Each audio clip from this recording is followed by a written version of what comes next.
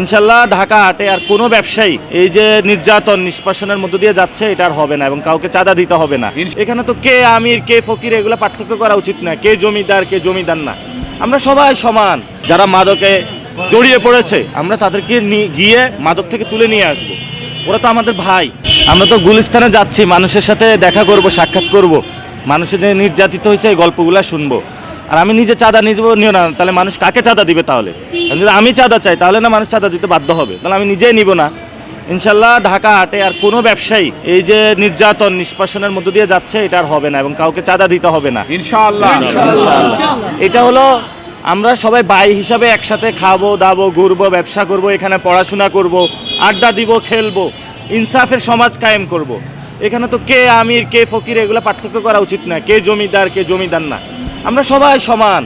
আমরা সবাই ভাই বন্ধু, একই সোসাইটিতে বসবাস করি, একই সাথে খাবো দাবো ঘুরবো ব্যবসা বাণিজ্য করব, সমাজের উন্নয়ন করব। এটাই তো, এভাবেই তো আমরা চাই, সবাই তো এভাবেই চায়। মহল্লার মধ্যে দেখেন না সবাই একসাথে চলাফেরা করে, তো ওই মহল্লার আইডিয়ায় আমরা সব জায়গায় বাস্তবায়ন করব। এখানে কোনো গডফাদার কেউ হবে না। মাদক আমাদের এখানে খুব মারাত্মক অবস্থা। এখানে আমরা তো মাদক তো বড় একটা সমস্যা বাংলাদেশের। মাদক কখন হয়? যখন একজন চাকরি না পায়, ইনকাম না থাকে, সমাজে এই ফ্যামিলি থেকে তার বের করে দেয়, ফলত সে সুখে দুঃখে গিয়ে হলো মাদকের মধ্যে জড়ায় পড়ে বিভিন্ন কারণে, সঙ্গ দোষে। যখন আমরা এই বিষয়গুলো সমাধান করতে পারবো, সমাজের যারা মাদকে জড়িয়ে পড়েছে আমরা তাদেরকে গিয়ে মাদক থেকে তুলে নিয়ে আসবো, ওরা তো আমাদের ভাই।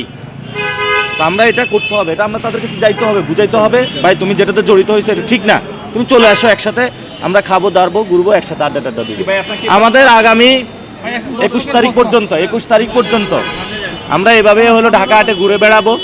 আমরা হলো শহীদ ওসমান হাদি ভাইয়ের বিচার চাবো, ইনসাফের কথাগুলো প্রচার করব, শিক্ষা স্বাস্থ্য বাসস্থান এই সোসাইটি যাতে আমরা ঠিক করতেছি পারি, এই কথাগুলো ইনশাল্লাহ আমরা বলবো।